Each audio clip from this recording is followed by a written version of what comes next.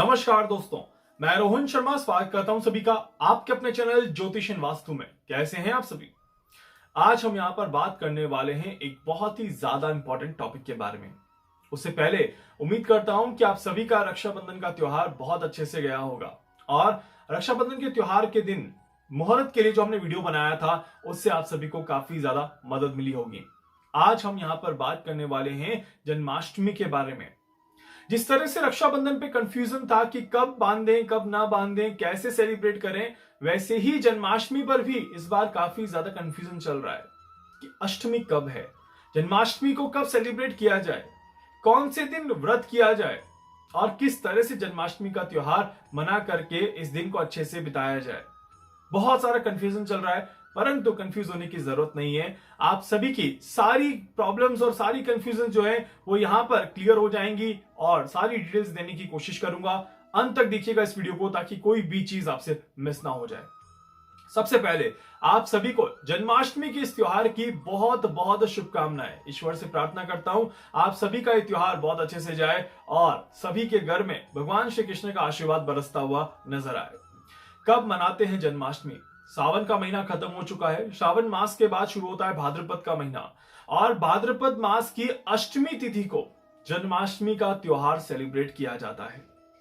कहते हैं कि जन्माष्टमी मतलब कि भाद्रपद मास की अष्टमी तिथि को वृषभ लग्न में भगवान श्री कृष्ण का जन्म हुआ था। खासकर इस दिन की महत्वता इसलिए बढ़ जाती है क्योंकि उस समय रोहिणी नक्षत्र था और रोहिणी नक्षत्र के कारण से हम सभी जन्माष्टमी का जो त्योहार मनाते हैं वो भाद्रपद मास की अष्टमी तिथि और रोहिणी नक्षत्र जब मिलता है उस समय हम कहते हैं कि ये जन्माष्टमी का शुभ समय है, ये भगवान श्री कृष्ण के आगमन का शुभ समय है।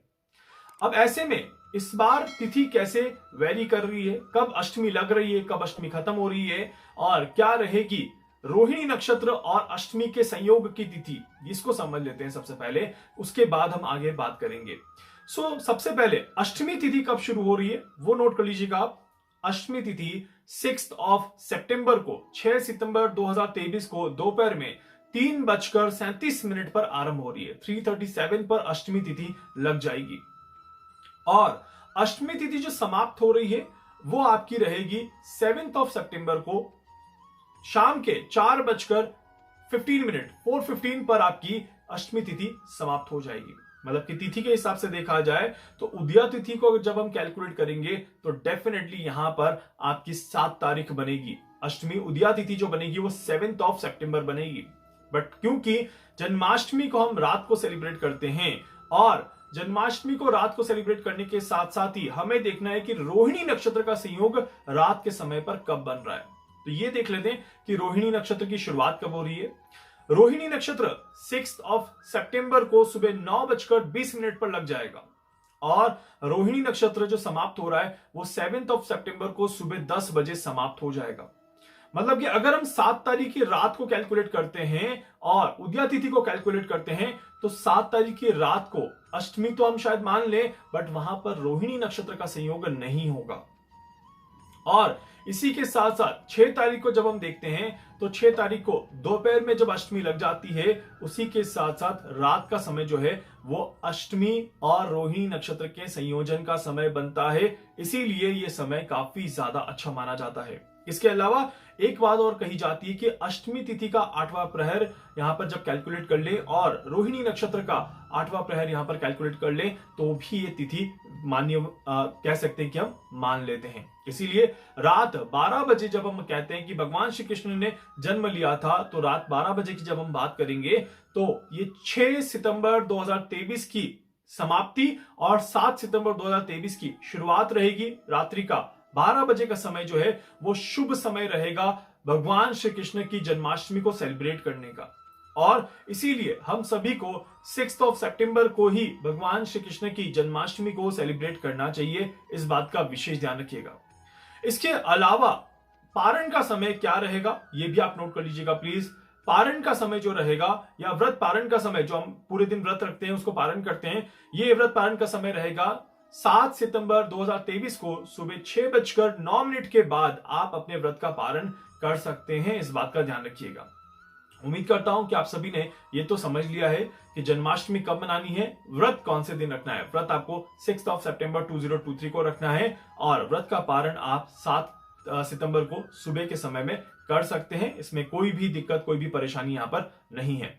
कुछ लोग ऐसे भी होंगे जो कि कहेंगे कि नहीं, हम पूरी अष्टमी तक व्रत रखेंगे, तो आपका 1.5 दिन का व्रत हो जाएगा और आपके व्रत का पारण जो होगा वो 7 सितंबर को शाम को 4:15 पर होगा। इस बात का ध्यान रखिएगा। तो अगर आप 6 तारीख को पूरा और 7 तारीख को भी फास्ट रखना चाहते हैं तो अष्टमी तिथि 7 तारीख को खत्म हो जाएगी, उसके बाद आप व्रत का पारण कर सकते हैं। दोनों चॉइसेस आपके पास अवेलेबल है। मैंने दोनों ही तरीके आपको बता दिए। उम्मीद करता हूं कि आप सभी को ये तो अब क्लियर हो चुका है कि जन्माष्टमी हमें कब सेलिब्रेट करनी है।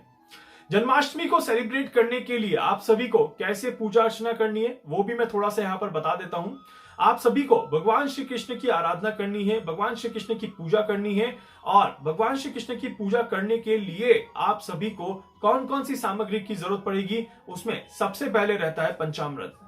पंचामृत से भगवान श्री कृष्ण को स्नान कराया जाता है, गंगा जल से भगवान श्री कृष्ण को स्नान कराया जाता है, इसीलिए पंचामृत तो होना बहुत ज्यादा जरूरी है। सबसे पहले भगवान श्री कृष्ण को जल से स्नान कराया जाता है, उसके बाद पंचामृत से स्नान कराया जाता है और उसके बाद गंगा जल से स्नान कराया जाता है। कहते हैं कि भगवान श्री कृष्ण को जो आप वस्त्र पहनाएंगे उस वस्त्र में येलो, ग्रीन और लाइट पिंक कलर या रेड कलर का संयोजन अगर हो जाए तो वो काफी ज्यादा अच्छा माना जाता है। येलो कलर भगवान श्री कृष्ण का पसंदीदा कलर है। भगवान श्री कृष्ण को जब आप भोग लगाएंगे तो उसमें खीर का भोग लगाना, केसर युक्त खीर का भोग लगाना काफी ज्यादा अच्छा माना जाता है। तो इसीलिए ये आप जरूर कर लीजिएगा, आपके लिए काफी ज्यादा अच्छा रहेगा। शुद्ध देसी घी का दिया भगवान श्री कृष्ण के सामने जरूर प्रज्वलित करिएगा और चंदन की अगरबत्ती अगर आप लगा पाए तो जरूर लगाइएगा, ये आपके लिए काफी ज्यादा अच्छा रहेगा। अगर आप खीर का भोग न लगा पाए तो आप गुड़ और मिश्री का भोग भी लगा सकते हैं, ये भी चलेगा। बट एक विशेष चीज ध्यान रखिएगा, ये बहुत इंपॉर्टेंट चीज है कि जब भी आप भगवान श्री कृष्ण को भोग लगाएंगे उसमें आप तुलसी का पत्ता अवश्य डालिएगा, नहीं तो वो भोग अधूरा माना जाता है, वो पूरा नहीं माना जाता। तो इसीलिए जो भी आप भोग लगाएंगे, चाहे वो फ्रूट्स का हो जाए, चाहे वो किसी भी खाद्य सामग्री का हो जाए, उसमें आप जरूर से तुलसी का पत्ता रखें, इस बात का ध्यान रखिएगा। भगवान श्री कृष्ण को जब भी आप श्रृंगार करेंगे तो उस समय आप कोशिश करें कि आप सभी जो श्रृंगार आप यूज कर रहे हैं वो सात्विक हो, वो बहुत ज्यादा केमिकल से बना हुआ ना हो और इसी के साथ साथ अगर होममेड भी आप यूज कर लेंगे तो भी कोई दिक्कत, कोई परेशानी नहीं रहेगी। और भगवान श्री कृष्ण के माथे पर चंदन और रोली का टीका जरूर लगाइएगा, इस बात का भी विशेष ध्यान रखिएगा। और एक महत्वपूर्ण चीज और बता देता हूं, भगवान श्री कृष्ण की जब आप आराधना कर रहे हैं, जब आप ये श्रृंगार कर रहे हैं, जब भगवान श्री कृष्ण के सामने आप बैठे हैं तो ओम नमो भगवते वासुदेवाय नमः इस मंत्र का जाप आप करते रहिएगा। और इसी के साथ साथ किम कृष्णाय नमः, किम कृष्णाय नमः इस मंत्र का भी जाप कर सकते हैं। किम KIM, किम कृष्णाय नमः इस मंत्र का जाप भी आप साथ के साथ कर सकते हैं। दोनों ही मंत्र आपके लिए अच्छे रहेंगे एंड डेफिनेटली आप सभी को कई सारे फायदे मिलते हुए नजर आएंगे। भगवान श्री कृष्ण आप सभी की मनोकामनाएं पूरी करेंगे और साथ ही साथ आप सभी के जीवन में अच्छी सुख और समृद्धि लाते हुए नजर आएंगे। उम्मीद करता हूं कि आप सभी जन्माष्टमी का त्योहार बहुत अच्छे से सेलिब्रेट करेंगे। वीडियो को लाइक कर दीजिएगा, चैनल को सब्सक्राइब कर दीजिएगा, बेल आइकन पे जरूर से क्लिक करिएगा। कुछ भी पूछना चाहते हैं, जानना चाहते हैं, अपने बारे में कुछ भी समझना चाहते हैं, आप मुझसे संपर्क कर सकते हैं। मैं पूरी कोशिश करूंगा आप सभी की हर संभव मदद यहां पर कर सकूं। धन्यवाद।